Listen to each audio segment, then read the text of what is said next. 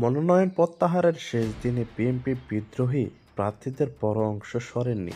পরিষ্কার কর্মকর্তা ও দলীয় সিদ্ধান্ত অমান্য করে তারা নির্বাচনের মাঠে রয়ে গেছেন। গতকাল মঙ্গলবার রাত 12টার পর এ প্রতিবেদন লেখা পর্যন্ত 298 আসনের মধ্যে 295 আসনের হিসাব পাওয়া গেছে। তাতে দেখা যায় 79টি আসনে বিএনপি 92 জন নেতা এখনও বিদ্রোহ বা স্বতন্ত্র প্রার্থী হিসেবে রয়ে গেছেন।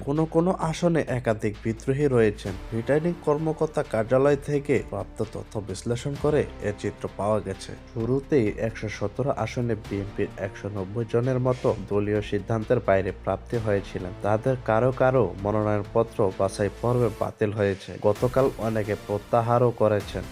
দলীয় সিদ্ধান্তের বাইরে গিয়ে প্রার্থী হওয়া নেতাদের মধ্যে অন্তত 10 জনকে বিএনপির প্রাথমিক সদস্য পদসহ সব পর্যায়ে পদবি থেকে বাদ দেওয়া হয়েছে। এর বাইরে জামায়াতে ইসলামীর একজন বিদ্রোহী প্রার্থী খবর পাওয়া গেছে তিনি হলেন ময়মনসিংহ 6 ফুলবাড়িয়া আসনের স্বতন্ত্র প্রার্থী জেলা জামায়াতের সাবেক আমির অধ্যাপক জসিম উদ্দিন। এর কারণে তাকে গত 29 ডিসেম্বর দল থেকে বহিষ্কার করা হয়। ত্রয়োদশ জাতীয় সংসদ নির্বাচনে মনোনয়নপত্র প্রত্যাহারের শেষ দিন ছিল গতকাল মঙ্গলবার। আগামী 12 ফেব্রুয়ারি জুলাই জাতীয় সনদ বাস্তবায়নের গণভোট ও ত্রয়োদশ জাতীয় সংসদ নির্বাচন হবে। নির্বাচন কমিশন জানিয়েছেন 300 সংসদীয় আসনে মোট 2582টি মনোনয়নপত্র জমা পড়েছিল। গতকাল 20 জানুয়ারি ছিল মনোনয়নপত্র প্রত্যাহারের শেষ তারিখ।